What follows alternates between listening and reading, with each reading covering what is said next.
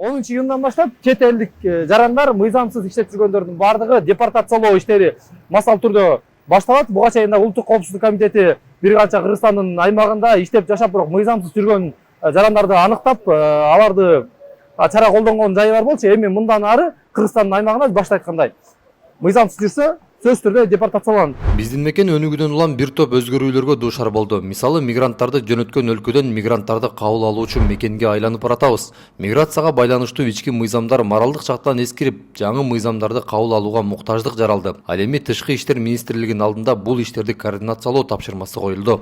Бул жарлык эмнени берет мүмкүнчүлүк? Кыргыз Республикасынын аймагында мыйзамсыз жүргөн, мыйзамсыз абалга туш болуп калган, өзүнүн күнөөсү, башка бирөөнүн күнөөсү деп бөлбөй туруп, жалпысынан биз ушундай көмүскөй эмгектенип, көмүскөй баягы расмий кагаздарды ала албай жүргөн жарандарга мүмкүнчүлүк берип атабыз.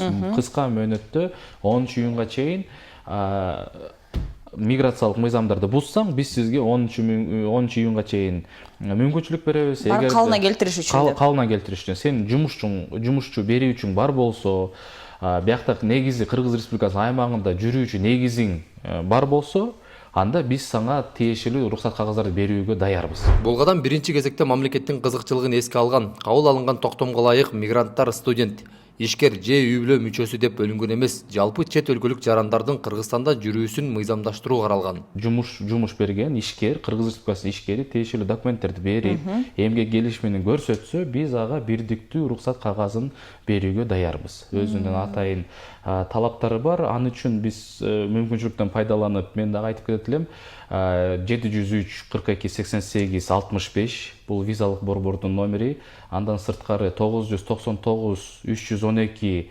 002 бул 24 саат иштей турган биздин телефон номерлер. Эгерде аялы же күйөөсү башка өлкөнүн жараны болсо, ал 1 жылга чейин убактылуу уруксат кагазын алып, визасыз жүрүүгө болот. Бирок белгиленген мөөнөттөн соң калкты тейлөө борборуна кайрылып, мөөнөтүн узартып алуу мүмкүнчүлүгү бар. Ал эми Кыргызстанга окуу визасы же туристтик виза менен келгендер 10 июнга чейин аны иш визасы кылып өзгөртүп алса болот. Ал үчүн эч кандай жаза же айып пул төлөнбөйт. Учурда окууга же турист катары келип, ар кыл кызмат көрсөтүү иштерине орношуп алган чет элдик жарандар бар. Же болбосо эмгек визасы менен келип, бирок мөөнөтүн узартпай калгандар дагы жок эмес. Дал ошолорго документтерин тууралап алууга мүмкүнчүлүк берилүүдө. Ал үчүн Ички иштер министрлигинин бөлүмүнүн бирине кайрылып, өлкөбүздүн аймагында кылмыш кылбагандыгы тууралуу справка алсаңыздар жетиштүү. Ошол справка менен Тышкы иштер министрлигинин консулдук департаментине кайрылып, визаларды тууралап алса болот. Электрондук виза үчүн экрандагы сайттар иштеп жатат. Ал эми чет элдик жарандарды иштетип жүргөн ишкерлер, мисалы тикмечилик, курулуш, товар жеткирүү же башка кайсы жумушка алсаңыздар да, алардын документтерине көңүл буруу зарыл. 10 киши же 100 киши иштетеби айырмасы жок. Мурдагыдай бир мекемеде жумушчулардын 20% гана чет элдик жарандар болуусу керек деген талап дагы жок. Башкысы чет элдик жумушчулардын Кыргызстанда жүрүүсү мыйзамдуу болушу керек. Булар сиз жумушка алып атканда булардын бүт баары мыйзамдуу болуш керек да, чынбы?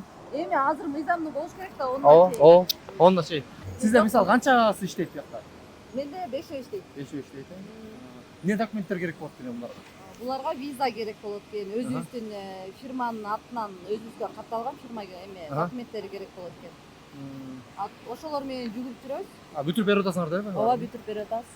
Жумуш берүүчү катары силер бүтүрүп атасыңар? Ооба, биз. Булар буга чейин мындай келишти беле? Буга чейин булар деген, келишкен, бирок ал жактын жумушу жакпайбы, ал жактан качып чыгып, ар кайсы жакта иштеп жүрүп, акыркысы мага попал болушкан да.